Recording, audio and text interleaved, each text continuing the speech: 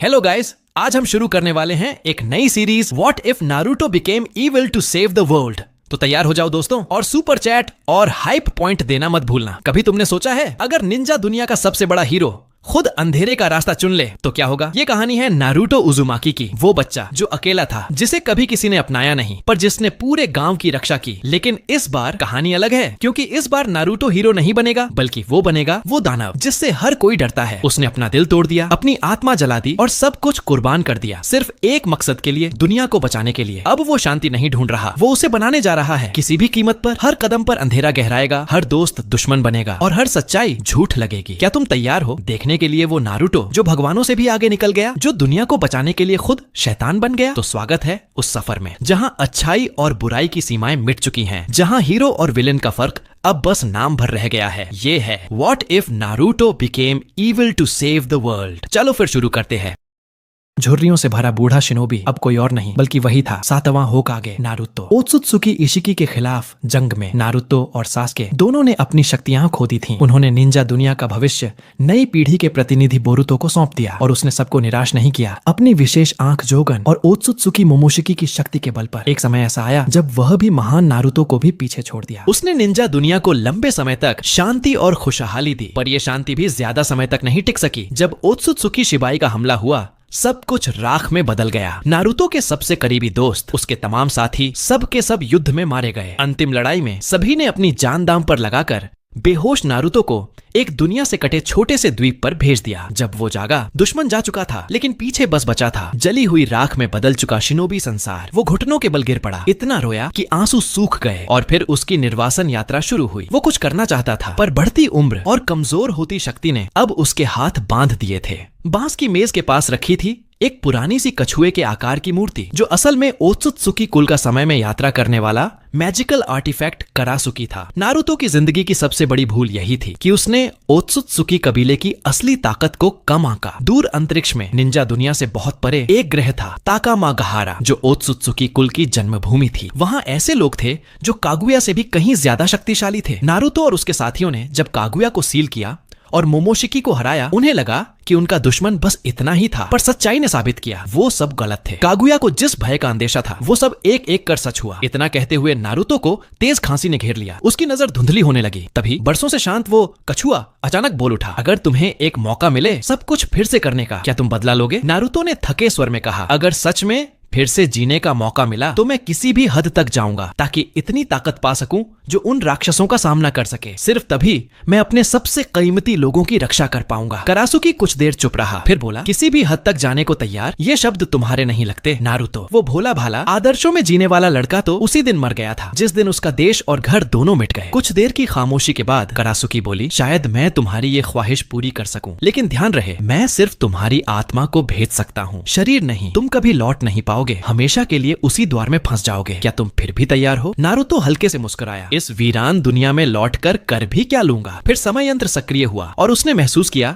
कि उसकी चेतना एक अंधेरे सुरंग में डूबती जा रही है। जब उसने दोबारा आंखें खोली, वो खुद को एक धूसर अंतरिक्ष जैसे कमरे में पाया। उसके हाथ में थी एक किताब, जिराया द्वारा लिखी गई शिनोबी की अटूट इच्छा शक्ति। सामने की ट्रेन जैसी मशीन में नागाटो बैठा था, कमजोर, हड्डियों का ढांचा मात्र, और उसके पास खड़ी थी कोनन। नारुतो कुछ पल तो कुछ समझ ही नहीं पाया, पर पेट में उठता दर्द ये बताने के लिए काफी था, ये कोई सपना नहीं था। वो वाकई वापस आ चुका था उस टाइमलाइन में जब उसने अभी अभी पेन को हराया था। इस वक्त नागाटो ने रिन्ने रिबर्थ जुत्सु से कोनोहा के मरे हुए लोगों को पुनर्जीवित कर दिया था। नारुतो का दिल तेजी से धड़कने लगा। वो जानता था ये वही मौका है सब कुछ बदलने का। अब उसका शरीर तो वही था, पर आत्मा भविष्य से लौटे वृद्ध नारुतो की थी। उसने गहरी सांस ली, कंधे पर बैठे छोटे मेढक को हाथ से कुचल दिया, क्योंकि आगे जो बात वो कहने वाला था वो किसी को सुनना नहीं चाहिए था। कोनन सेनापाई, इस निंजा दुनिया के भविष्य के लिए मैं नागातो का रिनेगन अपने भीतर लेना चाहता हूँ। उसके शब्द सुनकर कोनन दंग रह गई। उसे लगा उसने शायद गलत सुना। कुछ पल चुप रहकर उसने कहा, नारुतो, नागातो ने अपनी इच्छा तुम्हें सौंपी थी, मगर इच्छा का मतलब उसकी आंखें नहीं होता। नारुतो ने शांत स्वर में जवाब दिया, मुझे पता है सेनापाई, मगर वो जो चाहता था वो अधूरा नहीं रहना चाहिए। और वैसे भी दुनिया में और भी लोग हैं जो इन आंखों के पीछे पड़े हैं। अगर ये रिनेगन गलत हाथों में चला गया तो पूरा शिनोबी वर्ल्ड एल तबाह हो जाएगा। लेकिन कोनन फिर भी तैयार नहीं थी कि वो नागातो की आंखें नारुतो को सौंप दे। नारुतो को पहले से अंदाजा था, वो जानता था कि कोनन सेनापाई उसे यूं ही ये ताकत नहीं देगी। इसलिए बात शुरू होने के समय से ही वो चुपचाप नेचुरल एनर्जी इकट्ठा कर रहा था और फिर सेज मोड एक्टिवेट हो गया। नारुतो की आवाज गहरी और ठंडी थी। सेनापाई, ये मेरी रिक्वेस्ट नहीं है, ये मेरा कमांड है। उसने अपनी पूरी ताकत से एक सटीक मुक्का कोनन के पेट पर जड़ दिया। कोनन की ऑरेंज पुतलियां चौड़ी हो गईं, शरीर ढीला पड़ गया, वो जमीन पर गिर पड़ी। नारुतो ने नीचे झुककर कहा, माफ करना सेनापाई, बिना बेवजह की लड़ाई के यही सबसे तेज तरीका था। थोड़ी देर में सब समझा दूंगा। उसने पीछे मुड़कर कोनोहा की दिशा में देखा। आंखों में बेचैनी साफ थी, क्योंकि वो जानता था भविष्य में जो कुछ उसने खोया है, अगर वो बस एक कदम पीछे लौट जाए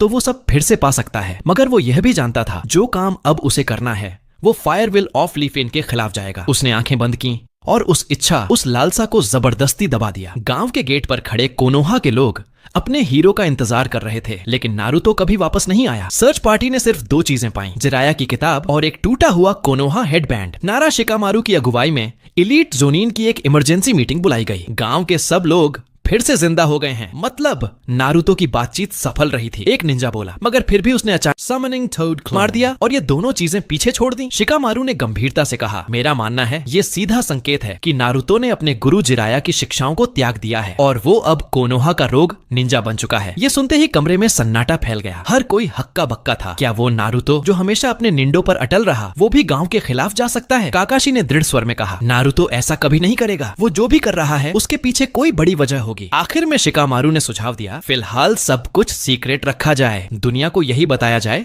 कि नारुतो सिर्फ दूर कहीं रिकवरी मिशन पर गया है। सबने सहमति जताई। दूसरी ओर नारुतो ने सुरक्षा के लिए कोनन की चक्रा को अस्थायी रूप से सील कर दिया ताकि वो अपनी पेपर बॉडी से भाग न सके। कोनन ने गुस्से से पूछा, तुमने नागातो का शरीर कहाँ छिपाया है? अब जब तुमने उसका रिनेगन ले लिया तो उसका शरीर लौटा दो। नारुतो ने धीरे से उसकी ओर देखा। पहले मेरी बात सुनो सेनापाई, सबसे पहले वो रिनेगन जो नागातो के पास था असल में उसका नहीं था। कोनन के चेहरे पर सन्नाटा छा गया। ये आंखें असल में उचिहा मादारा की थीं, कोनोहा के एक प्राचीन पूर्वज की। ये सुनकर कोनन की दुनिया हिल गई। उसका विश्वास टूट गया। ये कैसे मुमकिन है? वो बुदबुदाई। नारुतो ने मन ही मन सोचा, अब इसे यकीन कैसे दिलाऊं? फिर वो बोला, तुमने उस मास्क वाले आदमी को मारने के लिए 600 करोड़ विस्फोटक पेपर्स तैयार किए थे, है ना? कोनन का चेहरा पीला पड़ गया। वो बात तुम कैसे जानते हो? वो राज तो उसने नागातो से भी छुपाया था। फिर ये 16 साल का लड़का कैसे जान सकता है? वो अब उसे ध्यान से देखने लगी। वो नारुतो नहीं लग रहा था, बल्कि कोई जो सब कुछ झेल चुका है। आखिरकार कोनन ने कहा, ठीक है, बोलो तुम जो कहना चाहते हो। नारुतो ने आगे बढ़कर अपना हाथ उसकी ओर बढ़ाया। सिर्फ एक बार मुझसे फिस्ट बम्प करो। जैसे ही उनके मुक्के टकराए, कोनन की चेतना में झंकार उठी। एक एक कर दृश्य आने लगे। खून, तबाही, खोए हुए साथी,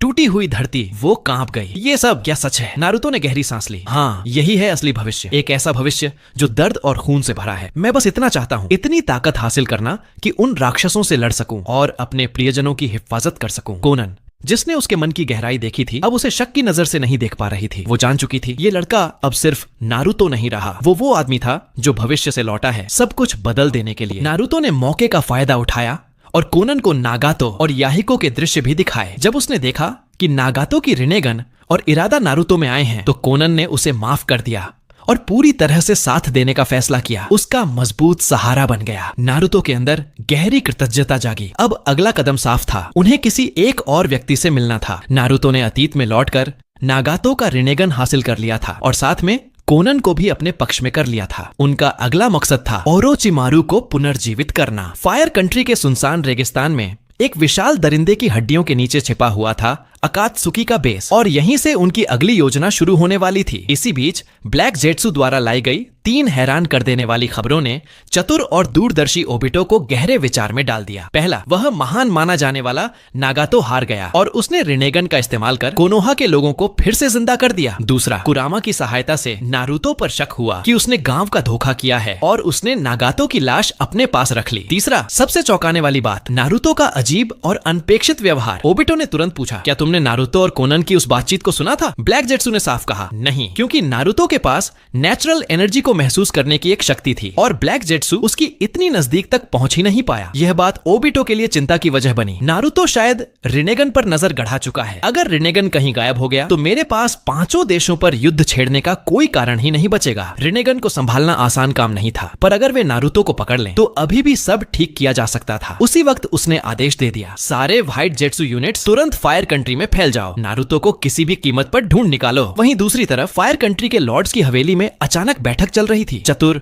और राजनीति कुशल दांजो नारुतो के गांव से गद्दारी करने की अफवाह फैलाकर काकाशी की जगह खुद को होकागे घोषित करवा लिया और वहीं से उसने एक और आदेश निकाला, गांव में फैला दो कि नारुतो भाग गया है। जब लोग उस पर शक करेंगे मैं खुद जाकर उसे खत्म करूंगा और उसके अंदर के कुरामा को अपने काबू में लाऊंगा। उसका सपना था इतिहास का सबसे ताकतवर होकागे बनना। इस बीच नारुतो ने अपने विरोधी जुगो को ढूंढ निकाला और हरा दिया और ओरोचिमारू को पुनर्जीवित करने की योजना की पहली कड़ी में उसने उनके शापित चिन्हों को गाकिदो के जरिए अवशोषित कर लिया। यह था पुनर्जन्म की पहली सीढ़ी। फिर उसने मिताराशी अंको के नेतृत्व वाली टीम को खोज निकाला जो काबुतो के ठिकाने की तहकीकात कर रही थी। अंको की टीम ने नारुतो और कोनन को देखा और एक पल के लिए पूरा माहौल ठहर गया। एक टीम मेंबर बोला, तुम बिना कुछ कहे गायब हो गए और अब अकात्सुकी की मेंबर के साथ खड़े हो, तुम्हें इसकी सफाई देनी होगी। नारुतो ने ज्यादा कुछ समझाना सही नहीं समझा। जो तुम देख रहे हो वो सब सच है, उसने कहा। इतना कहकर अंको ने अपनी उंगली काटी, हाथों से तेजी से साइन बनाए और समनिंग जुत्सु सक्रिय किया। सफेद धुएं के बीच से एक विशाल सांप निकला और उसने हमला कर दिया। नारुतो ने पीछे कूदकर बचाव किया और फिर उसके होठों पर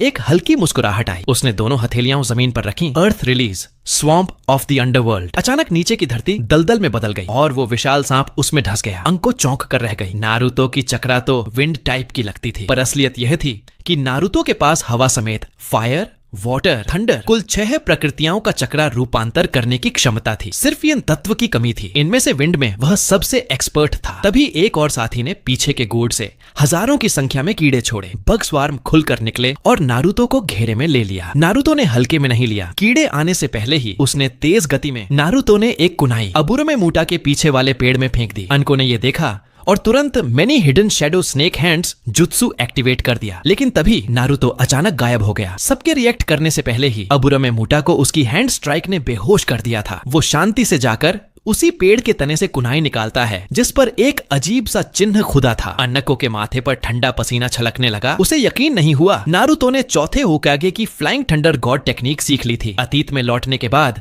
नारुतो का मकसद था ओरोचिमारू को वापस जिंदा करना और इसके लिए उसने तय किया कि वो अनको को साथ ले जाएगा। लड़ाई के बाद अनको समझ गई कि जीतने की कोई उम्मीद नहीं। वो यामाटो और मूटा को लेकर पीछे हटने लगी। लेकिन तभी नारुतो बोला, बाकी सब जा सकते हैं, अनको सेंसेई को यहीं रहना होगा। गुस्से से अनको ने मुट्ठियां भींच ली। नारुतो, तुम करना क्या चाहते हो? वो बोला, निंजा दुनिया के भविष्य के लिए मुझे उस आदमी की मदद चाहिए और तुम उसके लिए जरूरी हो। इतना कहते ही अनको के गले के पीछे वाला कर्स मार्क तेजी से जलने लगा। वो दर्द सहते हुए हैंड साइन बनाती है, fire style dragon flame jutsu. अगले ही पल तेज रफ्तार से निकलती आग की धार नारुतो की तरफ बढ़ी, लेकिन वो भी पीछे नहीं हटा। Water style water dragon jutsu.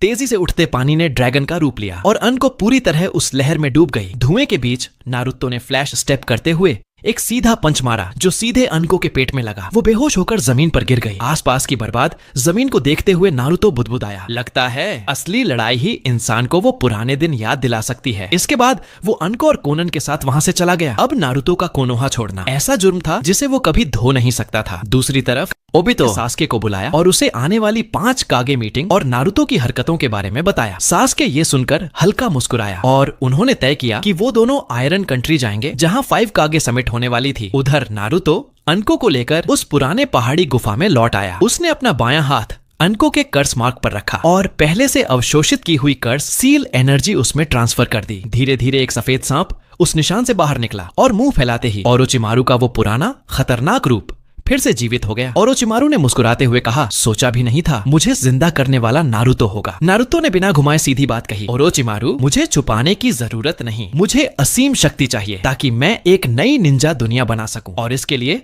मुझे तुम्हारा ज्ञान और तुम्हारे जुत्सु चाहिए। ओरोचिमारू ने उसकी आंखों में झांका। वो अनको के अंदर उसकी ताकत महसूस कर चुका था, लेकिन फिर भी बोला, अगर बस किसी को जिंदा करना होता तो शायद मैं मदद कर देता, लेकिन तुम्हारा लक्ष्य बहुत बड़ा है नारुतो। उसके लिए अब भी उचिहा की शक्ति सबसे मोहक थी, वो शक्ति जिसने उसे हमेशा चौंकाया और लुभाया था। इसलिए उसका मन अब भी सास्के के शरीर को पाने की चाह में डूबा था, क्योंकि ओरोचिमारू अभी अभी पुनर्जीवित हुआ था और उसने काबुटो की कहानी का अंत भी नहीं देखा था। नारुतो की आंखें ठंडी और दृढ़ हो गईं। तो फिर कुछ भी हो जाए मैं तुम्हें जाने नहीं दूंगा। ओरोचिमारू के पैर सांप की पूंछ में बदल गए और वो बिजली की रफ्तार से गुफा के बाहर निकलने लगा। नारुतो ने तुरंत फ्लाइंग थंडर गॉड से रास्ता रोक लिया। तभी ओरोचिमारू की गर्दन लंबी हुई और उसके नुकीले दांत सीधे नारुतो की गर्दन में ढस गए। वो कर्स मार्क एनर्जी से नारुतो के शरीर को बांधना चाहता था, लेकिन नारुतो ने आंखें बंद की और बिना हिले सेज मोड मेडिटेशन शुरू कर दिया। जैसे ही नेचुरल एनर्जी उसके चारों ओर बहने लगी, ओरोचिमारू के चेहरे पर दर्द उभर आया क्योंकि नारुतो ने उस नेचुरल एनर्जी को उनके बीच बने एनर्जी चैनल से उल्टी दिशा में ओरोचिमारू के शरीर में भेज दिया था। बेबस होकर ओरोचिमारू को अपना शरीर छोड़ना पड़ा। उसने तुरंत द अरे ऑफ 10,000 स्नेक्स एक्टिवेट किया। सैकड़ों सांप उसके मुंह से निकलकर तेजी से नारुतो की तरफ बढ़े। नारुतो ने अनको और कोनन को पीछे हटने का इशारा किया। फिर उसने अपनी हथेली आगे बढ़ाई और रासेन शूरिकेन तैयार किया। फिर उसे फेंक दिया। सफेद ऊर्जा का विशाल तूफान फट पड़ा और जमीन पर रेंगती सारी सांपों को राख बना दिया। लेकिन विस्फोट के बीच एक 8 सिरों वाला विशाल सांप उभर आया। उसके बीच से ओरोचिमारू का पतला चिकना शरीर बाहर निकला। वो मुस्कुराया, तुम्हारा जुत्सु वाकई में काबिले तारीफ है, लेकिन अफसोस तुम मुझे पूरी तरह हरा नहीं सकते। नारुतो गंभीर हो गया। तो ये है ओरोचिमारू का 8 मुखी सांप जुत्सु। अभी उसके पास कुरामा की शक्ति पर पूरा नियंत्रण नहीं था और ट्रूथ सीकिंग ऑर्ब्स को बुलाने से स्थिति और उलझ जाती। उसने बाईं आंख से पट्टी हटाई और जैसे ही आंख खोली उसकी पुतली में 3 गोलाकार चिन्ह चमक उठे। वो थी रिनेगन, 6 पाथ की प्रतीक शक्ति। नारुतो मुस्कुराया, अब शायद मजा आने वाला है। अतीत में लौटकर उसने नागातो की रिनेगन सफलतापूर्वक ट्रांसप्लांटेड कर लिया था। ओरोचिमारू ने वो आंखें देखी और उसे वो पुराना वक्त याद आ गया जब उसने पेन से सामना किया था। तब उसने भी वो आंखें छीनने की कोशिश की थी, लेकिन शिनरा टेंसेई की ताकत ने उसे सैकड़ों मीटर दूर उड़ा दिया था। उस दिन से उसे पता चल गया था उनके बीच की ताकत का फासला उतना ही बड़ा है जितनी दूर वो खुद उड़ा था। अब भले ही नारुतो के पास रिनेगन थी, लेकिन वो नई थी और उसकी असली क्षमता का बस 10वां हिस्सा ही सक्रिय था। इसलिए ओरोचिमारू को लगा उसके पास अब भी एक मौका है। उसने अपने 8 सिरों वाले सांप को आगे बढ़ाया। हर सिर के साथ वो नारुतो पर टूट पड़ा। नारुतो की बाईं आंख चमकी। शिनरा टेंसेई। भारी गुरुत्व बल उसके चारों ओर फैल गया। जमीन धंसकर एक विशाल गड्ढे में बदल गई। ओरोचिमारू को तुरंत पहचान हो गई, ये वही जुत्सु है जो उस वक्त पेन ने मुझ पर इस्तेमाल किया था। दूर खड़ी कोनन हैरानी से बोली, नारुतो ने इतनी जल्दी ये तकनीक सीख ली? वो तो बिल्कुल नागातो जैसा हो गया है। नारुतो ने दायां हाथ उठाया और दूर खड़े पहाड़ की ओर इशारा किया। बांशो टेनिन। भारी गुरुत्व खिंचाव से पहाड़ टूट गया और उसके पत्थर 8 सिरों वाले सांप पर आ गिरे। भीषण धमाके के बाद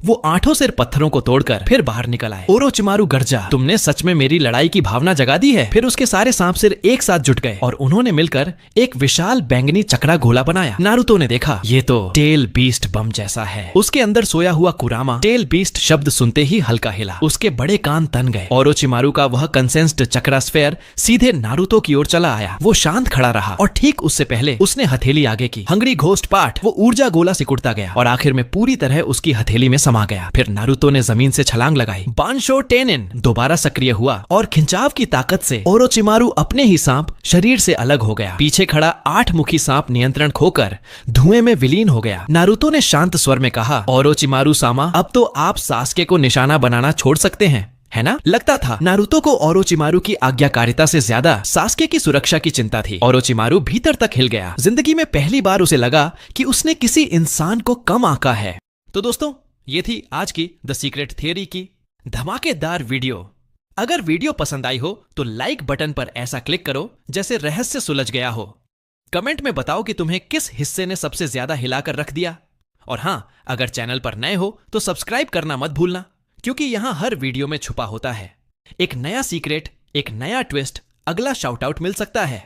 तुम्हें भी बस एक छोटा सा सुपर चैट भेज दो और अगली वीडियो में तुम्हारा नाम गूंजेगा। शुरुआत में ही मिलते हैं अगली धमाकेदार और रहस्यमयी दौड़ाके वीडियो में। तब तक के लिए रहस्य में डूबे रहो और थ्योरी के साथ सोचते रहो, क्योंकि ये है द सीक्रेट थियरी, जहां हर जवाब एक नया सवाल बन जाता है।